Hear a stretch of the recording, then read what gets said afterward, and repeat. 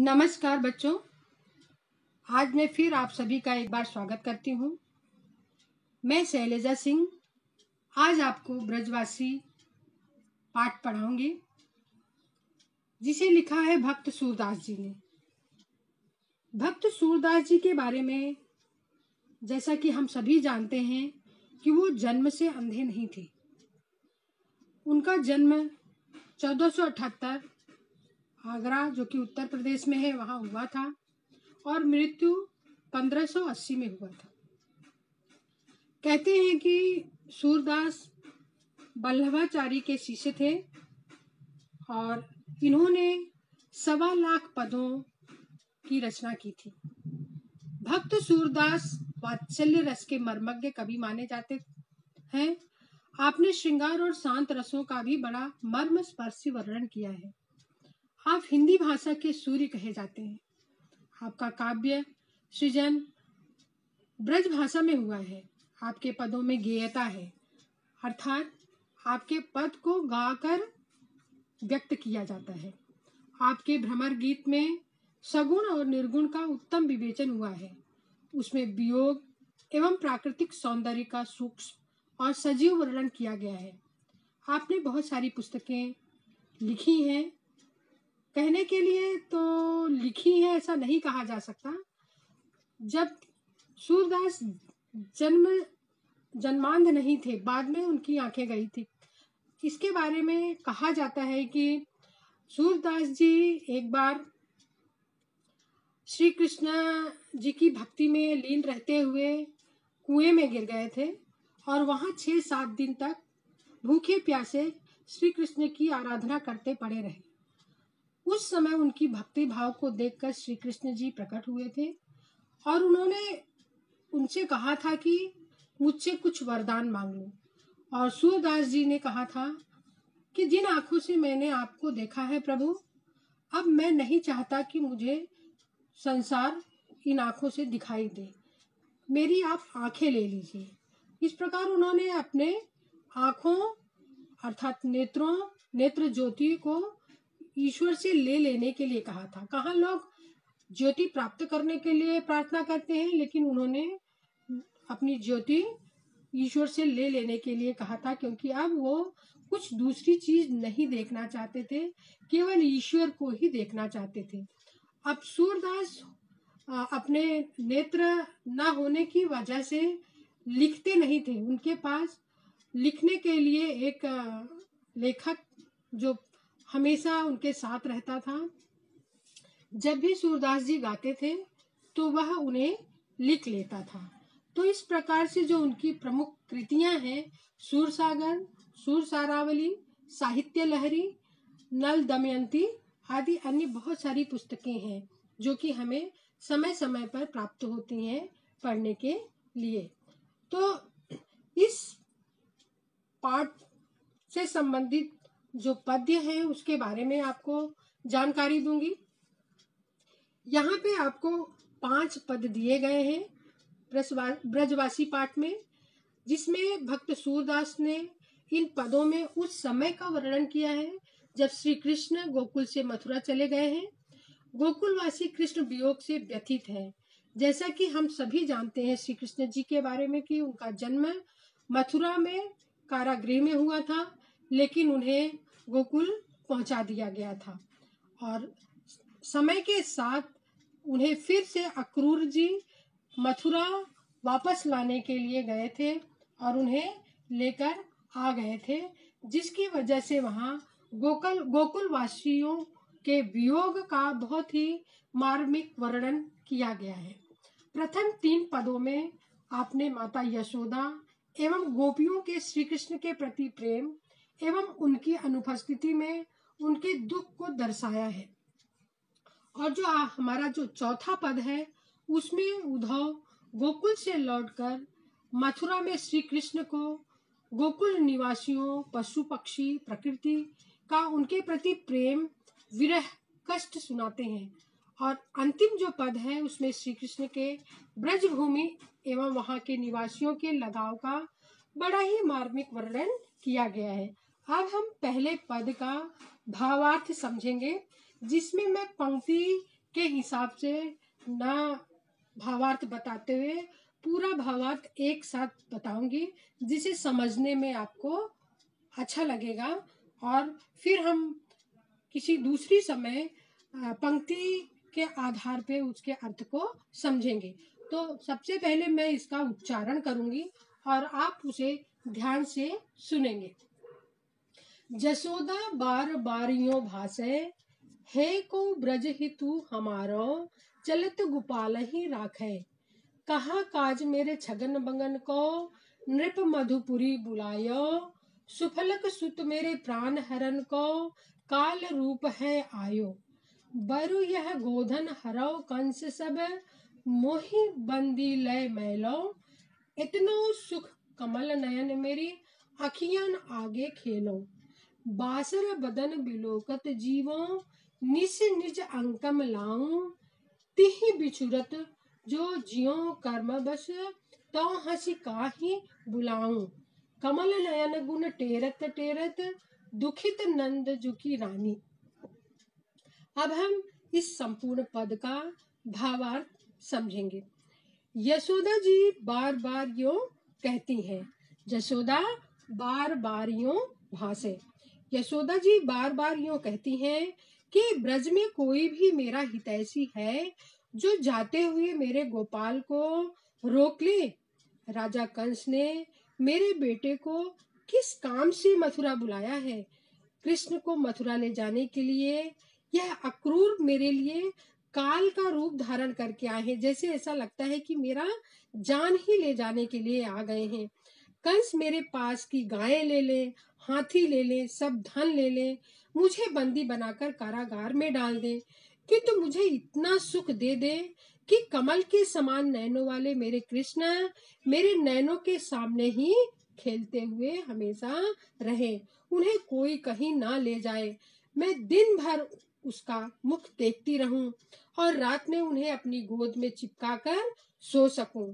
यदि कृष्ण के मथुरा जाने के दुख के बाद दुर्भाग्य के वश मैं अगर जीवित भी रह गई तो मैं हंसकर किसे बुलाऊंगी? कान्हा तो चले जाएंगे, तो अगर मैं मरने से बच गई तो मैं किस कान्हा को बुलाकर जीवित रहूंगी? सूरदास जी कहते हैं कि इस तरह कमल के समान सुंदर नेत्रों वाले कृष्ण के गुणों का गान करते करते जो नंद जी की पत्नी यशोदा मैया है, वो बहुत ज्यादा दुखी हो रही हैं। और उस दुख को देखकर सूरदास जी कहते हैं कि मैं उनके दुख का वर्णन कैसे करूं, जो इतना वो दुखी हो रही हैं। और क्यों ना हो, किसी का भी बच्चा अगर वह कोई लेकर चला जाए तो वह माँ किस प्रकार से जीवित रहेगी, उस मन स्थिति को हम लोग बहुत अच्छी तरह से समझ सकते हैं। तो इस प्रकार बच्चों इस पद का जो भावार्थ हमने पूरा एक तरह से देखा। अब उसके बाद हम शब्दार्थ को देखेंगे जो इन पदों में आए हुए हैं, जिसे आपके सामने है। भाषे कहती है, हितु हितैषी स्नेही, राखे अर्थात रख ले रोक ले, नृप अर्थात राजा, मधुपुरी मथुरा, सुफलक सुत अक्रूर और उद्धव के लिए दोनों के लिए आया है। हरन हरने वाला, काल रूप यमराज, बरु बल की भले ही, मोह मुझे, बंदी कैद कर, अखियान मतलब आंखों के सामने या आंखों के आगे, बासर मतलब दिन, बिलोकत अर्थात देखते हुए, निसी रात, तिही उससे, बिछुरत अलग होते समय, टेरत पुकारते हुए। तो जैसा कि हम सभी जानते हैं कि जो सूरदास जी ने पद लिखे हैं वो गेय है, अर्थात उनको गा कर सुना जाता है और समझा जाता है और श्री कृष्ण की भक्ति में लीन हुआ जाता है। तो बच्चों इसे आप गा के भी आनंद उठा सकते हैं। अब हम दूसरे पद को देखेंगे। इसका उच्चारण जो है सबसे पहले आप देखेंगे, प्रीति करी काहू सुख न लह्यो, प्रीति पतंग करी पावक सो, आपै प्राण दह्यो। अलिसुत प्रीति करी जलसुत सो, संपुट माज गह्यो। सारंग प्रीति करी जो नाद सो, सन्मुख बान सहयो। हम जो प्रीति करी माधव सो, चलत न कछु कहो। सूरदास प्रभु बिन दुख पावत, नैननी नीर बहो। इसमें श्री कृष्ण जी को अपने भावों को बता रही हैं कि किसी से प्रेम नहीं करना चाहिए। प्रीति करी काहू सुख न लहो।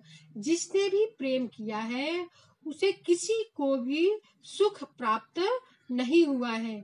यहाँ कई सारे उदाहरणों के द्वारा आपको यह सिद्ध करने की कोशिश की है सूरदास जी ने कि प्रेम करने से क्या हश्र हुआ है।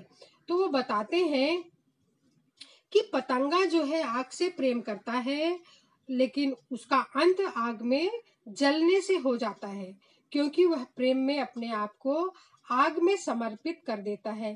कभी भी आपने देखा होगा जब भी दीपक वगैरह जलता रहता है तो उसमें पतंगे जो सलभ होते हैं उसके नजदीक आने की चेष्टा करते हैं, मतलब प्रेम बस वो पास में आने की चेष्टा करते हैं और जलकर समाप्त हो जाते हैं। उसी तरह से दूसरा उदाहरण उन्होंने बताया है भंवरे का। भंवरा कमल से प्रेम करता है। वह कमल के फूल के बीच बैठ जाता है और अंत में सूर्यास्त के बाद वह कमल की जब पंखुड़ियां बंद हो जाती हैं तो वह भंवरा भी उस कमल के अंदर बंद हो जाता है। और जब वह कमल के अंदर बंद हो जाता है तो उसे सांस लेने में असुविधा होती है, उसे ऑक्सीजन नहीं प्राप्त हो पाता है, जिसकी वजह से वह अपने प्राण को त्याग देता है। तो इस तरह हमने देखा कि भंवरे का प्रेम का भी अंत उसके प्राण त्यागने से ही होता है। अब दूसरा उदाहरण हिरण का दिया है कि हिरण नाद से प्रेम करता है, मतलब नगाड़े की आवाज का। अक्सर जो बहेलिए होते हैं जो शिकार करते हैं जानवरों का, वो नगाड़े बजाते हैं और उस नाद स्वर को सुनकर जो हिरण होता है वह खड़ा हो जाता है, एकदम सुनने में मस्त हो जाता है। मतलब उसका प्रेम वह नाद है, उससे एकदम वशीभूत होते हुए वह खड़ा हो जाता है और बहेलिया जो है अपने वाणों से उसे भेद देता है। अर्थात हिरण का भी प्रेम का अंत प्राण से के अंत से ही होता है। तो नहीं तो वह अगर प्रेम नाद से ना होता तो यहाँ वहां वह भागता और शायद उसका जान बच जाता। तो श्री कृष्ण जी के लिए भी यही कहा गया है कि हमने माधव से कृष्ण जी से प्रेम किया और श्री कृष्ण जी तो ऐसे थे कि वो जाते समय कुछ बोले भी नहीं और हम लोगों को बिना बताए चले गए। हमारे प्रेम का भी अंत उसी तरह से होने वाला है जिस तरह से हिरण का, भंवरे का और पतंगे का हुआ। अगर वे कुछ कहकर जाते तो हमें इतना दुख नहीं होता। सूरदास जी कहते हैं कि कृष्ण के मथुरा चले जाने पर गोपियां इतनी दुखी हैं कि उनके नेत्रों से सदैव आंसू बह रहे हैं। सूरदास प्रभु बिनु दुख पावत, नैननी नीर बहो। नीर बहो मतलब अश्रु बहते चले जा रहे हैं नेत्रों से। तो यह पूरा पद जो है बच्चों, आपने उसके भावार्थ को समझा। अब हम उसके शब्दार्थ को देख लेंगे। काहू अर्थात कोई भी, लहो अर्थात प्राप्त किया, पावक अर्थात अग्नि, पतंग अर्थात सलभ, आपय स्वयं अपना, दहो जला दिया, आलिसुत अर्थात भंवरा, जलसुत अर्थात कमल, संपुट अर्थात पुष्पकोश, माज अर्थात में या अंदर, गहो अर्थात फंस जाना, सारंग चित्र मृग हिरण के लिए भी आता है ये, नैननी नेत्रों से, नीर आंसू। तो अब हम तीसरे पद पर चलेंगे जिसमें सबसे पहले हम उसके उच्चारण को ध्यान से सुनेंगे।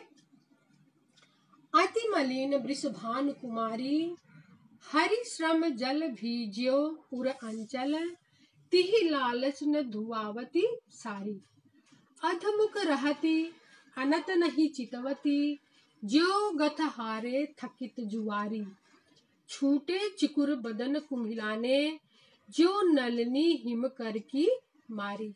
बहुत ही खूबसूरत वर्णन सूरदास जी ने राधा जी का किया है कि किस तरह से जब भी कान्हा चले गए हैं तो उनके दुख से इतनी वो व्यथित है, उनकी क्या अवस्था हो चुकी है, उसके बारे में इस पद में उन्होंने बहुत ही मार्मिक वर्णन किया है। कृष्ण के मथुरा चले जाने पर राजा बृषभान की पुत्री कुमारी राधा श्री कृष्ण के लिए बहुत दुखी होती हैं।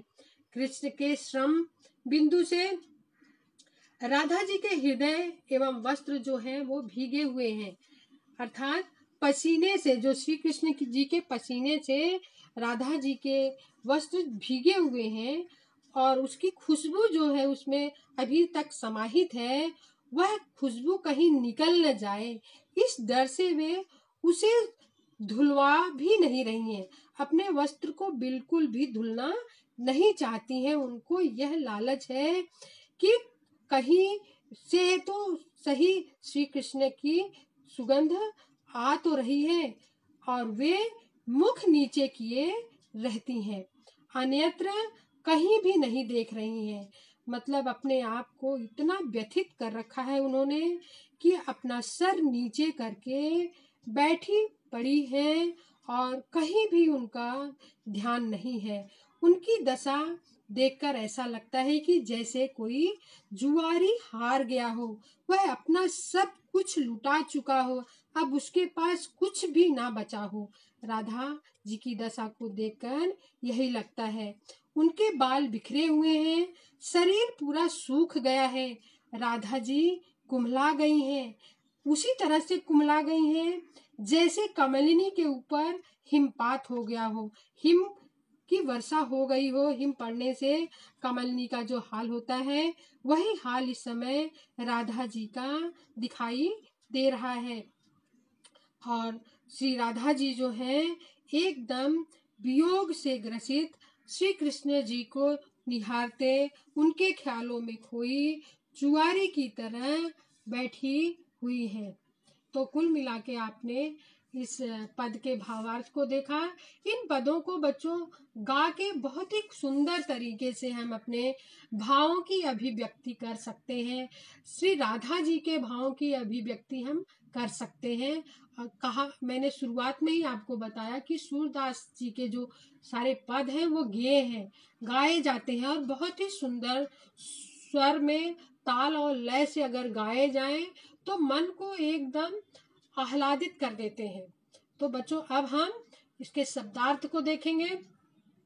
अति अर्थात अधिक, मलिन अर्थात उदास, श्रम जल पसीना, तिहि उस, अध नीचे, अनक दूसरी ओर, जुआरी जुआ खेलने वाले, चिकुर अर्थात केस, नलिनी अर्थात कमलिनी, चितवती अर्थात देखती हूँ, हिमकर अर्थात चंद्रमा और कपूर, गथ अर्थात पूंजी।